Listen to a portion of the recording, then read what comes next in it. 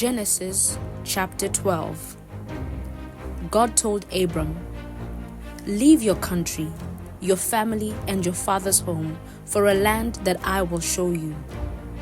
I'll make you a great nation and bless you. I'll make you famous. You'll be a blessing. I'll bless those who bless you. Those who curse you, I'll curse. All the families of the earth will be blessed through you." So Abram left just as God said, and Lot left with him. Abram was 75 years old when he left Haran. Abram took his wife Sarai and his nephew Lot with him, along with all the possessions and people they had gotten in Haran, and set out for the land of Canaan and arrived safe and sound. Abram passed through the country as far as Shechem and the oak of Moreh. At that time, the Canaanites occupied the land. God appeared to Abram and said, "I will give this land to your children." Abram built an altar at the place God had appeared to him. He moved on from there to the hill country east of Bethel and pitched his tent between Bethel to the west and Ai to the east. He built an altar there and prayed to God. Abram kept moving, steadily making his way south to the Negev. Then a famine came to the land. Abram went down to Egypt to live. It was a hard famine. As he drew near to Egypt, he said to his wife Sarai, "Look, we both know that you're a beautiful woman. When the Egyptians see you, they're going to say, 'Aha, that's his wife,' and kill me, but they'll let you live. Do me a favor. Tell them you're my sister. Because of you, they'll welcome me and let me live." When Abram arrived in Egypt, the Egyptians took one look and saw that his wife was stunningly beautiful. Pharaoh's princes raved over her to Pharaoh. She was taken to live with Pharaoh. Because of her, Abram got along very well. He accumulated sheep, cattle, male and female, donkeys, men and women servants, and camels. But God hit Pharaoh hard because of Abram's wife Sarai. Everybody in the palace got seriously sick. Pharaoh called for Abram. "What's this that you've done to me? Why didn't you tell me that she's your wife? Why did you say she's my sister, so that I'll take her as my wife? Here's your wife back. Take her and get out." Pharaoh ordered his men to get Abram out of the country. They sent him and his wife and everything he owned on their way. Chapter 13. So Abram left Egypt and went back to the Negev, he and his wife and everything he owned, and Lot still with him. By now, Abram was very rich, loaded with cattle and silver and gold. He moved on from the Negev, camping along the way to Bethel, the place he had first set up his tent between Bethel and Ai, and built his first altar. Abram prayed there to God. Lot, who was traveling with Abram, was also rich in sheep and cattle and tents. But the land couldn't support both of them. They had too many possessions. They couldn't both live there. Quarrels broke out between Abram's shepherds and Lot's shepherds. The Canaanites and Perizzites were also living on the land at that time. Abram said to Lot, "Let's not have fighting between us, between your shepherds and my shepherds. After all, we're family. Look around. Isn't there plenty of land out there? Let's separate. If you go left, I'll go right. If you go right, I'll go left." Lot looked. He saw the whole plain of the Jordan spread out, well watered. This was before God destroyed Sodom and Gomorrah. like God's garden, like Egypt, and stretching all the way to Zoar. Lot took the whole plain of the Jordan. Lot set out to the east. That's how they came to part company, uncle and nephew.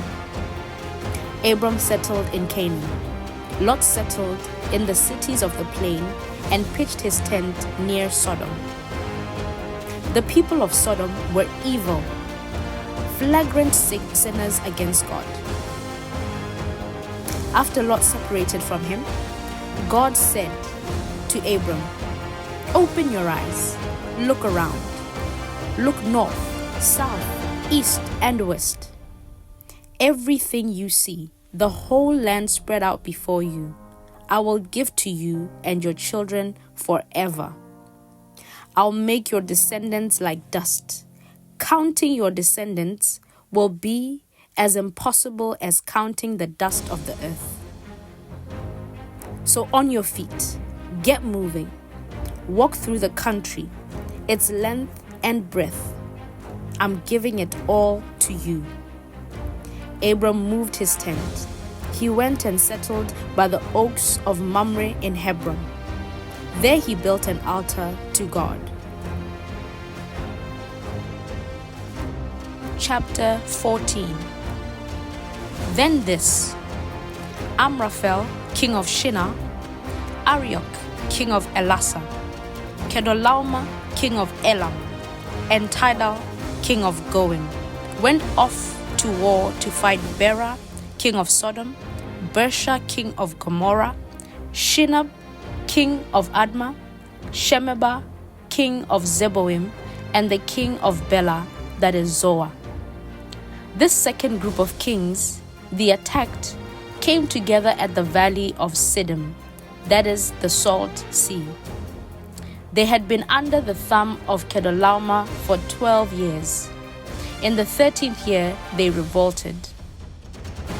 In the 14th year, Kedorlaomer and the kings allied with him set out and defeated the Rephaim in Ashtaroth Karnaim, the Zuzim in Ham, the Emim in Shaveh Kiriathaim, and the Horites in their hill country of Seir as far as El Paran on the far edge of the desert. On their way back, they stopped at En Mishpat, that is Kadesh, and conquered the whole region of the Amalekites as well as that of the Amorites who lived in Hazazon Tamar. That's when the king of Sodom marched out with the king of Gomorrah, the king of Admah, the king of Zeboim, the king of Bela, that is Zoar.